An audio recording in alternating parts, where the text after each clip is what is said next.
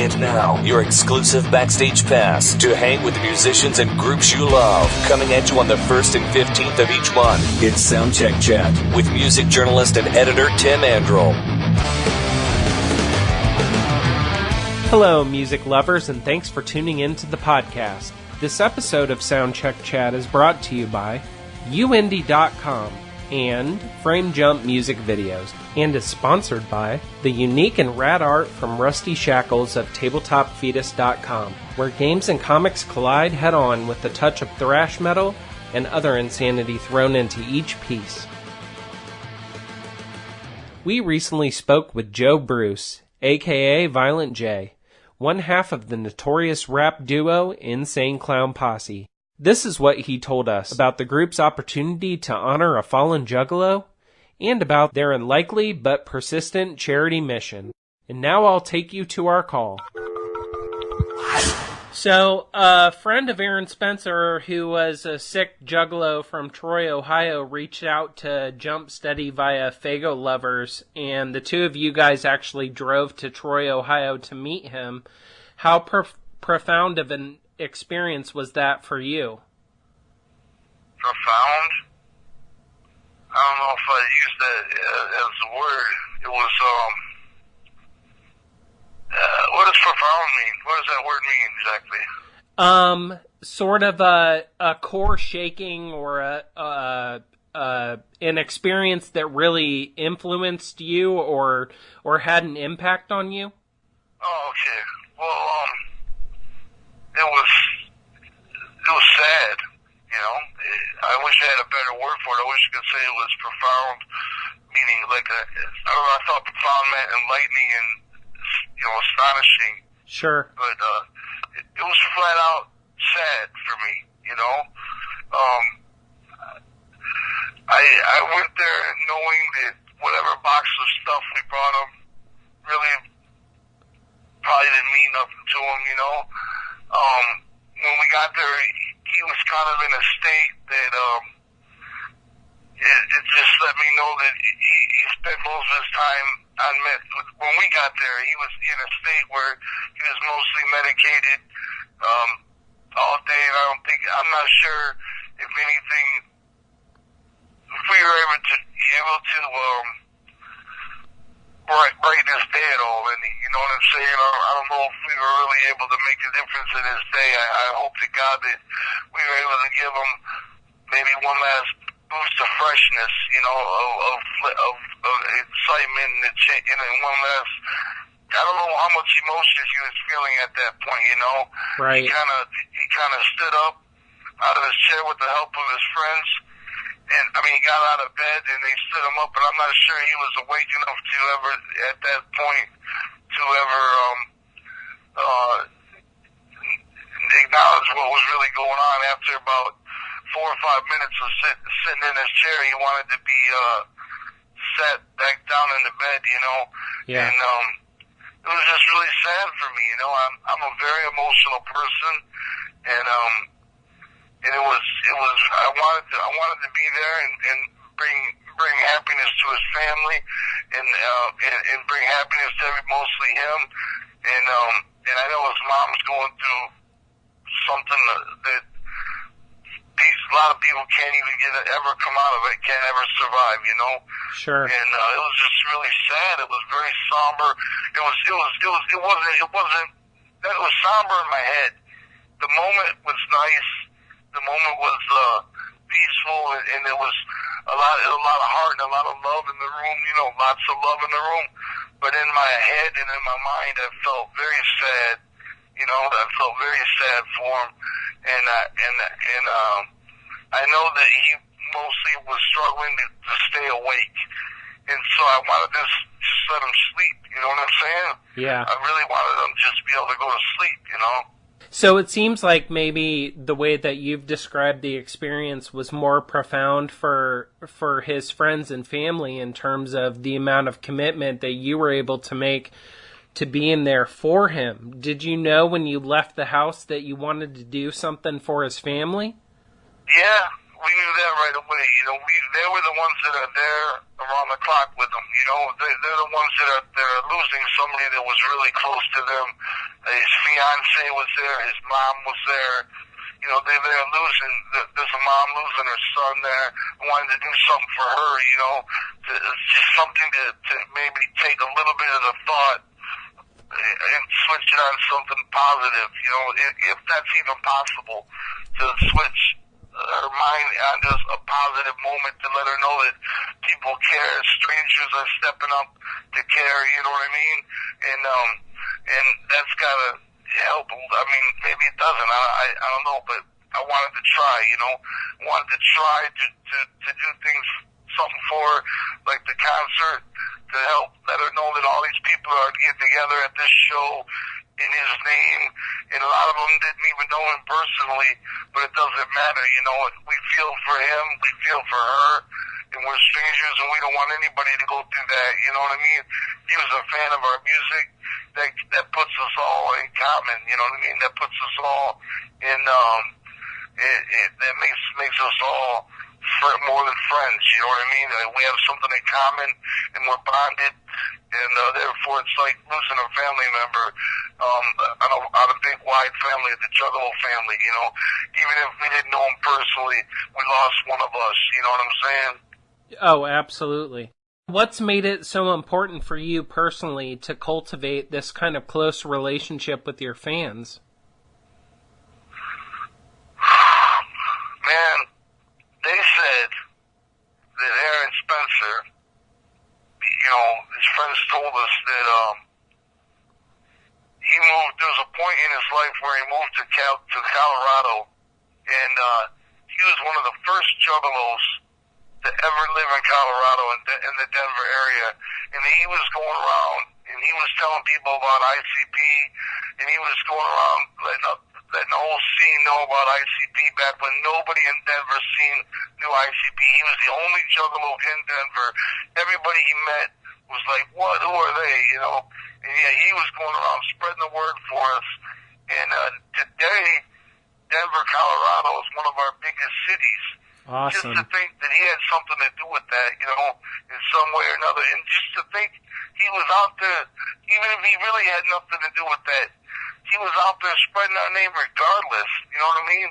Yeah. Even if he really basically had nothing to do with it, or if he had everything to do with it, doesn't matter. What matters is he was out there spreading our name like that, man. I mean, in what do we have to owe our fans? Look at what we owe our fans, man. My kid's college is paid for. You know what I'm saying? I can say that. I can't even understand that, but it's true, you know.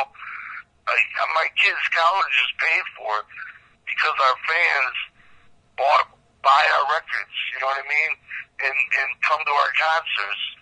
And you know what? We love doing this shit, man. We love doing this shit. It's like we would do this shit. It's our honor to do this shit, you know. And we push everything to the max. Like when we go on tour, we push it to a max. I mean, we barely make any money when we come back, if we even make any money. You know, we bring so much fago and so much stage props that we end up spending everything we made. You know what I mean? Yeah. We don't make anything at the gatherings because it's not about making money. This shit is fun. This shit is amazing. Having all these juggalos come to our shows, it's not about making money. It's like back in the day, once my kids had their college paid for, I was straight. But we don't really have to make no more money after that. You know what I mean?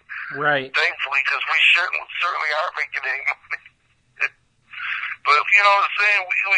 This is awesome being out here. I mean, doing this for a living. It's amazing life, man. And we owe it all to the juggalos, man. It's just fucking mind-bending to think about. To sit here in my shoes and knowing that, you know, a fallen juggalo has fallen and we can do a benefit show for him and have it sell out weeks in advance. Everybody stepping up saying, yeah, we're down with that too, you know? Yeah. And watch, I bet you we sell a lot of T-shirts in his name.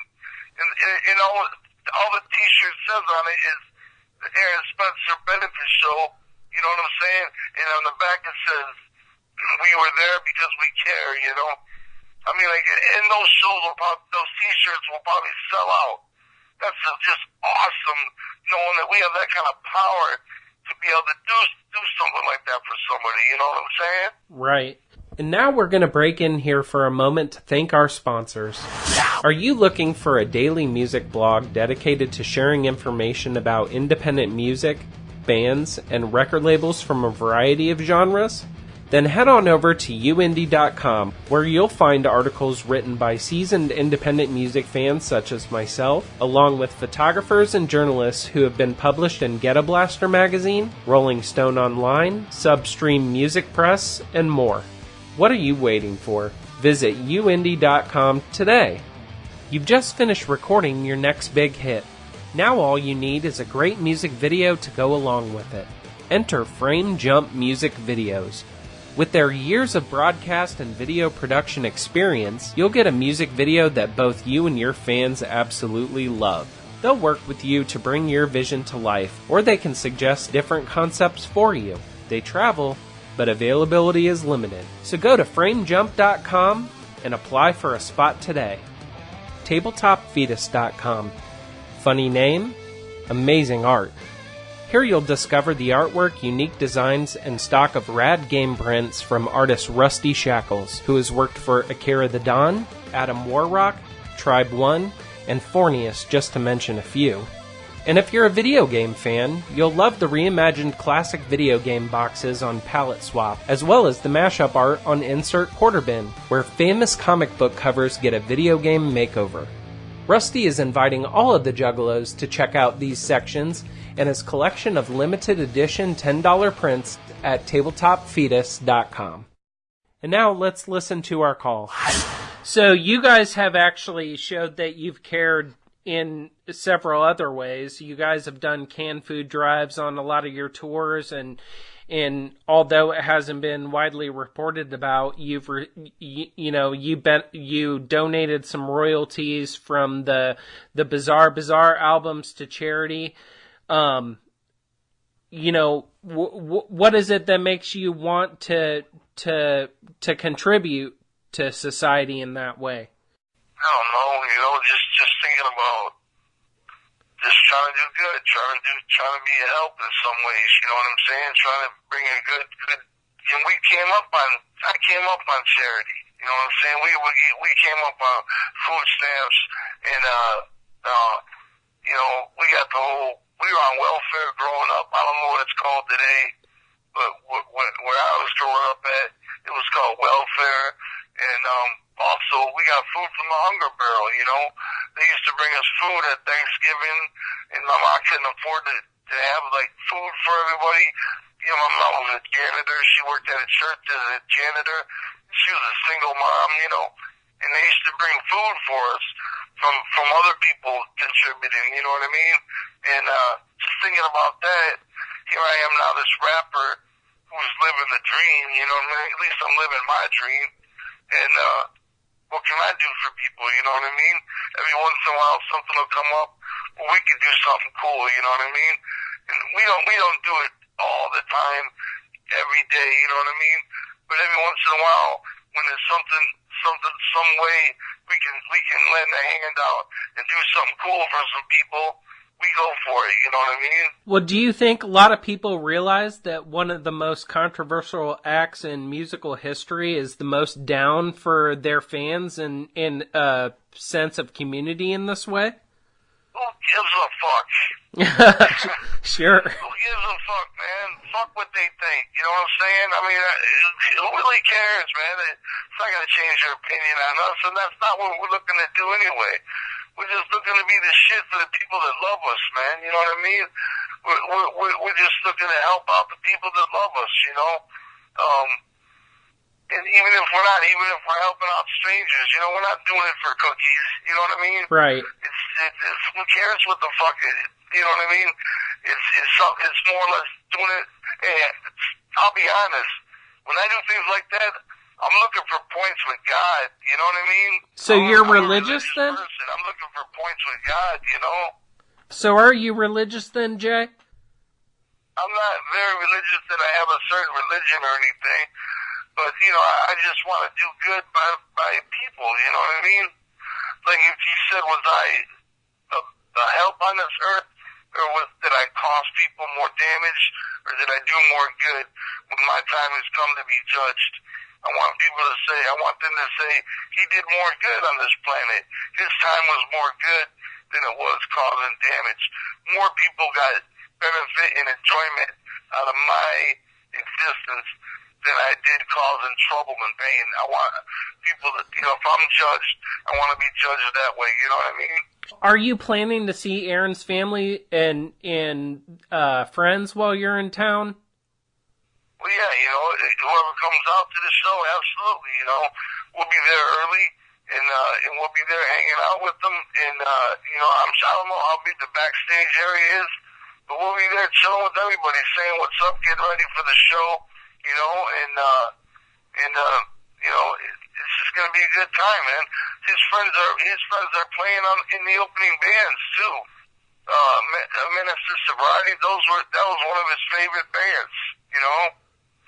He's got another band on there that are friends of his too, you know what I mean?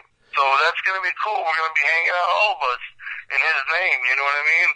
Yeah, that's. We don't have like a big dinner planned or nothing, but that night it's about rock and roll for him, you know what I'm saying? Sure, absolutely. I appreciate you putting the word out about Aaron Spencer, you know what I mean? And I want everybody to know this. Whether you go to that show or not, what you want is one of those T-shirts. That's what you want. And every penny from those T-shirts go to his family. You know what I mean? And you want one of those shirts to say you cared. You know, if you're there, the back of the shirt said, I was there because I cared.